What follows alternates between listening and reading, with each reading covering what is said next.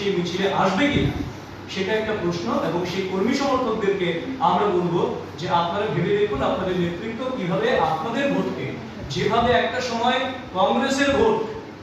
কংগ্রেসের ভোটকে সিপিএম কে ক্ষমতায় টিকিয়ে রাখার জন্য কংগ্রেসের ভোটকে সিপিএম এর দিকে শিফট করেছিল দীর্ঘ 25 বছর, যার কারণে ত্রিপুরায় সিপিএম এর মতো একটা অপশাসন চলছিল, সেই বিপরীত কায়দায় এখন সিপিএম কংগ্রেসকে ইন্ধন দিয়ে তাদেরকে জয়ের রাস্তাটাকে মসৃণ করার জন্য তাদের ভোটকে শিফট করছে।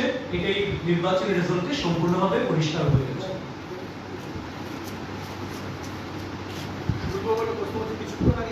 আরেকটা বিষয় শেষ করে নিয়ে আমি তারপর আপনাদের সবার প্রশ্ন শুনবো।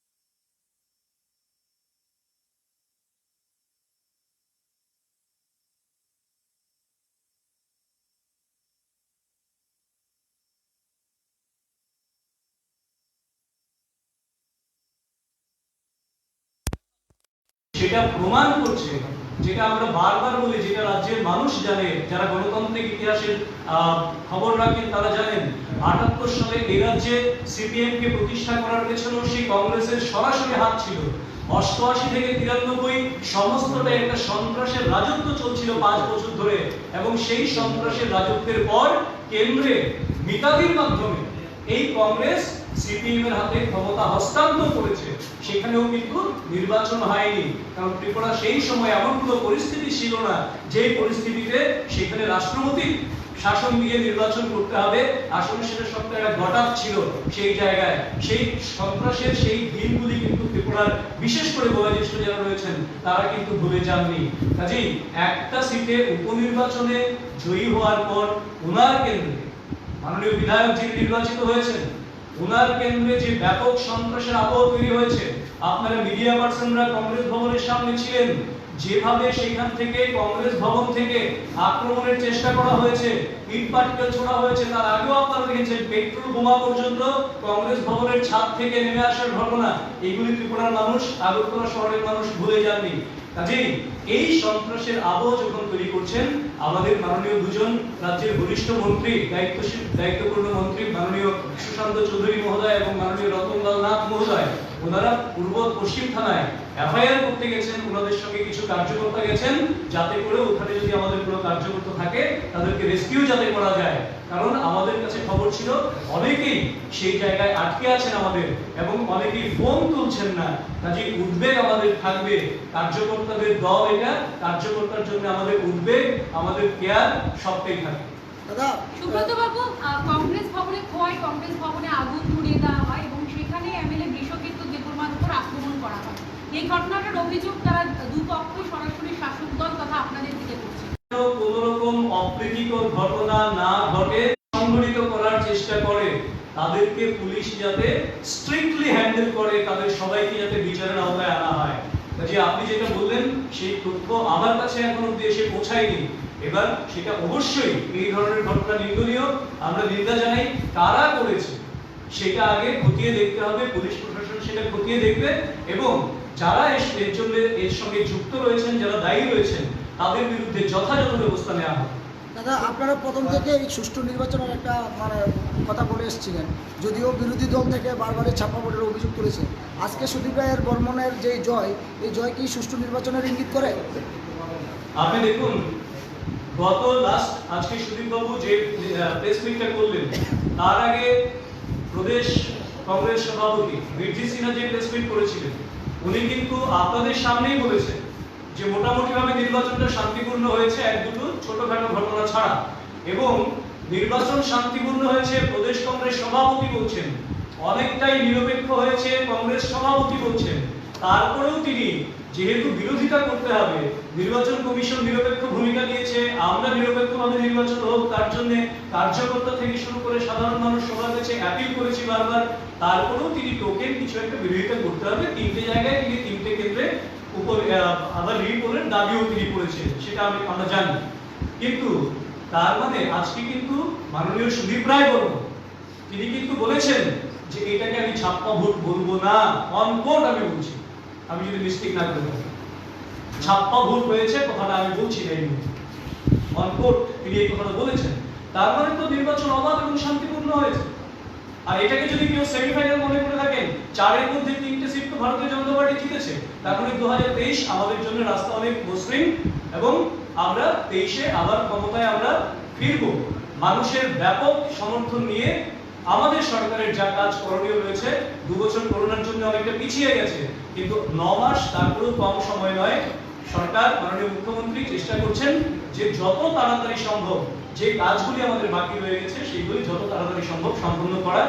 রিপোর্ট কার্ডের উপর ভিত্তি করেই 2023-এ ভারতীয় জনতা পার্টি আবার নির্বাচনের ময়দানে আসবে এবং জয়লাভ করবে মানুষের সমর্থন এবং আশীর্বাদ। দাদা অশোক সিনহার পরাজয়টা তাহলে কি সাংগঠনিক কোনো দুর্বলতা ছিল বা জনসংযোগের কোনো ধরনের খামতি ছিল? দেখুন, ওটা একটা ক্ষেত্রে আমরা তো বারবারই বলছি, প্রথমত একটা বিষয় দেখুন, কোনো জায়গায় এটা হয় অস্বাভাবিক নয় যে একটা কেন্দ্রে একজন ব্যক্তির প্রভাব দীর্ঘস্থায়ী হয়, যেটা 6 আগরতলা বলতে কোনো দ্বিধা নেই। কিন্তু 6 আগরতলা মানে তো আর সারা ত্রিপুরা রাজ্য নয়, 6 আগরতলা একটা কেন্দ্র, আর একটা কেন্দ্রে একজন ব্যক্তির একটু প্রভাব সেটা সারা ত্রিপুরা রাজ্যে কোনোভাবেই প্রভাবিত করতে পারে না। কারণ রাজ্যে যখন ভোটটা হবে সেটা হবে সংগঠনের উপর ভিত্তি করে ভোট হবে, সেটা হবে দলীয় নীতি আদর্শের উপর ভিত্তি করে, সেখানে ব্যক্তির কোনো প্রভাব কিংবা অন্য কোনো রকম প্রভাব খাটানোর চেষ্টা কোনোটাই কিন্তু সেখানে ঠিক নেই। 6 আগরতলা কেন্দ্রের যিনি জয়ী হয়েছেন কংগ্রেস দলের প্রার্থী, তিনি জয়লাভের পর সাংবাদিকদের প্রশ্নের উত্তরে তিনি বলেছেন যে এটা আগামীর ইঙ্গিত এবং এনারা মহাজোটের একটা আগাম বার্তাও দিয়ে দিয়েছেন। সেই বিষয় নিয়ে কি বলবেন? উনি মহাজোটের বার্তা দিয়েছেন, এটা নতুন করে ত্রিপুরাবাসী জানলো। আমরা তো উনি যখন বেরিয়ে গেছেন তখন থেকেই তো আমরা বলছি যে কংগ্রেস দলটা সিপিএম কে ছাড়া থাকতে পারে না, সিপিএম দল কংগ্রেসকে ছাড়া নিজের অস্তিত্ব বজায় রাখতে পারে না। তো এই মিতালিটা যেখানে আমরা দীর্ঘদিন ধরে বলে আসছি, সেটা আজকে তিনি প্রকাশ্যে বললেন যে এই মিতালিটা হচ্ছে। এবার তারপর আবার নাটকও হতে পারে যে প্রকাশ্য মিতালি না হয়ে গোপন গাছ ছড়া, সেটাও হতে পারে মানুষকে বিভ্রান্ত করার জন্য ওপর দিক থেকে অবস করা আর ভেতর দিক থেকে রণকৌশল তৈরি করা। তো সমস্ত কিছু তো ত্রিপুরা রাজ্যের মানুষ অত্যন্ত গণতন্ত্র সচেতন মানুষ, শিক্ষিত মানুষ, কাজেই শুভবুদ্ধি সম্পন্ন মানুষ সেগুলি বুঝবেন না, বিভ্রান্ত হবেন, সেটা আমরা বিশ্বাস করি না। মানুষের উপর আমাদের বিশ্বাস রয়েছে এবং মানুষের জন্য সরকার যা করছে তার নিরিখে 2023 সেখানে কোনো ব্যক্তি বিশেষের প্রভাব কিংবা ইত্যাদি কোনো বিষয় এখানে ফ্যাক্টর হবে। আজকের ফলাফলের নিরিখে এই নির্বাচনকে সামনে রেখে দল তাকে প্রধান বিরোধী দল হিসেবে দেখছে কংগ্রেস, কারণ আজকের মধ্যে কংগ্রেসেরও একজন এমএলএ যাচ্ছে। এটাকে তো ছোট্ট করে বললে বাংলাদেশ বলতে হয় এখন। প্রথমত আমরা যেটা বলছিলাম, দ্বিতীয়ত আজকে সুদীপবাবু অনেকটাই প্রকাশ্যে বলে ফেললেন। তো কাজে আমরা বিরোধী কে সেটা আমাদের কাছে কোনোদিন বড় বিষয় হয়ে দাঁড়ায় না। আমাদের কাছে বড় বিষয় আমাদের সরকার কতটা কাজ করছে মানুষের জন্য, আর আমাদের সংগঠন সেবাহী সংগঠন এই শক্তিতে বিশ্বাস করে মানুষের জন্য আমরা কি করছি, যারা আমরা কার্যকর্তা রয়েছি ভারতীয় জনতা পার্টির, কতটা সেবা মানুষকে দিতে পারছি, কতটা উপকারে লাগতে পারছি, মানুষের দুঃখ যন্ত্রণা লাঘবের জন্য আমরা কি করতে পারছি, তাদের প্রয়োজনে আমরা কতটা করতে পারছি, সেটা আমরা দলীয় কার্যকর্তা হিসেবে আমরা যখন করছি। আর সেই সঙ্গে সরকার যখন করেন, সেটা আগের সরকার থেকে ঠিক 180 ডিগ্রি বিপরীত বেরোতে গিয়ে আগের সরকার কি করতেন, কমরেড তোষণ করতেন, কমরেড প্রতিপালন করতেন।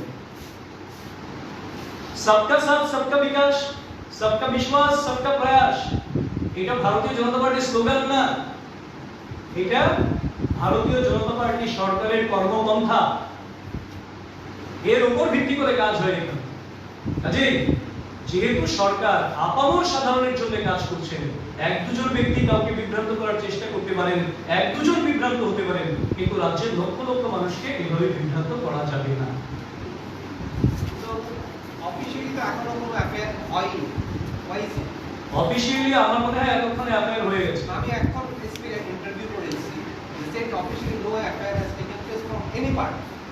আমি আপনাকে বলি, মানে আমি যার কথা বললাম মাননীয় কর্পোরেটর শিল্পী সেন মহোদয়, ওনার বাড়িতে হামলা হয়েছে এবং ব্যাপক পরিমাণ ক্ষয়ক্ষতি হয়েছে। ওখানে যেটা আন্দাজ করতে পারবেন না, এফআইআর বিষয়টা আপনারা ওখান থেকে জেনে নেবেন। তো বিষয় হচ্ছে যে উনি অলরেডি এফআইআর করতে বেরিয়েছেন, ওনার সঙ্গে আমাদের ভারতীয় জনতা পার্টির কার্যকর্তাও হয়েছেন, মহিলা মোর্চার কিছুটা সময় হয়তো মাঝখানে আপনার সঙ্গে কোনো জায়গায় ক্রসিং হয়েছে, তবে এফআইআর হচ্ছে, এখনই হচ্ছে, ইদানিং মানে এই সময়ের মধ্যে আমার মনে হয় হয়ে গেছে। আপনি সুশান্ত যে একটা করতে যাচ্ছে বা গেছে বলে বলছিলেন, সেটা কি করা হচ্ছে? মাননীয় মন্ত্রী সুশান্ত চৌধুরীর প্রথমলাল লাগছে এফআইআর করতে গেছেন এবং দলীয় কর্মীদের রেস্কিউ করে আপনি গেছিলেন কংগ্রেস ভবনের ঘটনাটাকে কেন্দ্র করছে, সেই এফআইআর কি করা হয়েছে? দেখুন, আমি বললাম যে যখন ঘটনা চলছে সেটাকে নিয়ে পুলিশ প্রশাসনের সাথে কথা বলা, এফআইআর করা কিংবা কি কি হয়েছে সমস্ত কিছু জানা, এবং আমাদের যারা কার্যকর্তা সেই অঞ্চলে আটকে ছিল, ভয়ে সন্ত্রাসে যারা একেবারে তটস্থ ছিল, কংগ্রেসি হারমাত বাহিনী যারা মাঠে ময়দানে ঝাঁপিয়ে পড়েছিল সুদীপ রায় বরঞ্জিত জেতার পরে, তো তখন তাদেরকে রেস্কিউ করা এবং সঙ্গে পুলিশ প্রশাসনের সঙ্গে কথা বলে ফ্যাক্ট ফাইন্ডিং করা, সমস্ত কিছু জেনে নেওয়া এবং সরেজমিনে দেখা সেই জায়গার চিত্রটাই তার জন্যই গিয়েছিল মাননীয় মন্ত্রী। এফআইআর করা হয়েছিল সেই ঘটনা, এফআইআর সেটা ওইটারই তো রেশ যেখান থেকে শুরু হয়েছে। আমি বললাম এফআইআরটা ইদানিং মানে এই সময় সম্ভব হয়ে গেছে, already they are in the case. আপনাদের কর্পোরেটরের সাথে কি কিছু অবশ্যই অবশ্যই ঘটেছে। ওনার বাড়িতে ব্যাপক ভাঙচুর করা হয়েছে, ওনার বাড়িতে ব্যাপক ভাঙচুর করা হয়েছে, ওনাকে পিস্তল ধরা হয়েছে, ওনাকে লাঠি দিয়ে ওনার মেয়েকে সহ ওনাকে আঘাত করার চেষ্টা করা হয়েছে এবং আরো কটূক্তি করা, গালাগাল করা, শ্লীলতাহানির চেষ্টা করা সবটাই হয়েছে। আপনারা একটা কথা বলছেন বাংলাদেশ, বিশেষ করে 6 আগরতলা দিকে আপনাদের মূল্যায়ন, বাকি 6 আগরতলা দিকে আমাদের মূল্যায়ন নয়, আমাদের মূল্যায়ন সার্বিক। আমি একটু আগে একটা স্ট্যাটিস্টিক্স দিয়ে বললাম আপনাদের যে 6 আগরতলাতে সিপিএম এর ভোট আজকের যে উপনির্বাচন 16.97%, আমার কাছে যতটা তথ্য আছে। 8 বরদোয়ারিতে সিপিএম এর ভোট মানে ফরওয়ার্ড ব্লকের 10.15%, সুরমাতে সিপিএম এর ভোট 21.3%। তার মানে সব জায়গায় একটা চেষ্টা হয়েছে যে আমার ভোট ব্যাংক কমে যায়, আমার ভোটাররা আমাকে ভোট না দিক, ভারতীয় জনতা পার্টির বিরুদ্ধে ভোটটা পড়ুক, এক জায়গায় পড়ুক, যাতে ভারতীয় জনতা পার্টির প্রার্থীদের জিততে অসুবিধা হয়। এইটা করার চেষ্টা করেছিলেন, কিন্তু এই চেষ্টাটা জনগণ ব্যর্থ করে দিয়েছে। কারণ ব্যাপক অংশের জনগণ ভারতীয় জনতা পার্টির সরকারটা 5 বছর পূর্ণ করুক, যে অদম্য স্পৃহা নিয়ে এবং ডেভেলপমেন্টের যে নতুন দিশা নিয়ে ভারতীয় জনতা পার্টি নতুন উদ্যমে ত্রিপুরা রাজ্যটাকে সাজাতে চাইছেন এবং যে সুদূর প্রসারী একটা শ্রেষ্ঠ প্রদেশ হিসেবে গড়ে তোলার জন্য দায়বদ্ধতা নিয়ে দায়িত্ব নিয়ে কাজ করে চলছেন, সেই নিরিখেই মানুষ ব্যাপক গণসমর্থন আমাদের প্রতি রেখেছেন। তার জন্য মানুষকে আমরা আবারও ধন্যবাদ জানাই, কৃতজ্ঞতা জানাই। আমার বিষয়টা ছিল এই জায়গায় যে বাকি তিনটেতে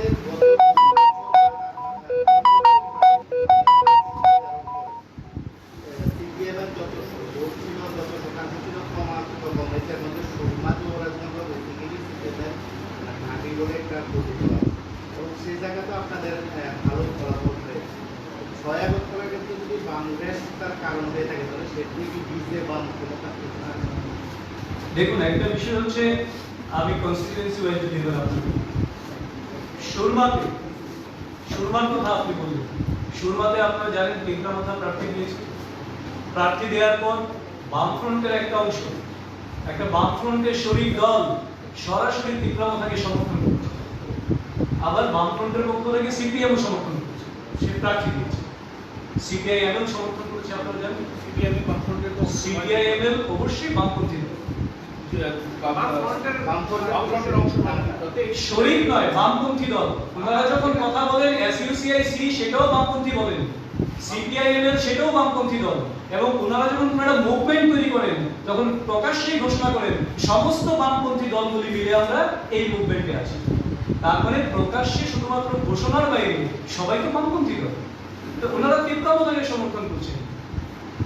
তো এই তো চিত্র। আচ্ছা, 6 আগরতলার ক্ষেত্রে চিকিৎসা ছিলেন, তাহলে গেল পুরসভা নির্বাচনে আপনার 6 আগরতলা ক্ষেত্রে সফলতা লাভ করেছেন। এই 6-7 মাস বা 1 বছরের মধ্যে এরকম কি পরিবর্তন হলো যেখানে এইভাবে হাত আপনারা দেখুন, তার আগে মাননীয় সাধারণ সম্পাদক মহোদয় একটা তথ্য দিচ্ছিলেন। 6 আগরতলাতে 2018 সালে সিপিআইএম কত ভোট পেয়েছিল, কংগ্রেস কত ভোট পেয়েছিল, আর আজকের উপনির্বাচনে সিপিআইএম কত ভোট পেয়েছে? 17,852 ভোট ছিল, আর এই উপনির্বাচনে 6,808 ভোট, মানে 11,000 ভোট সিপিএম থেকে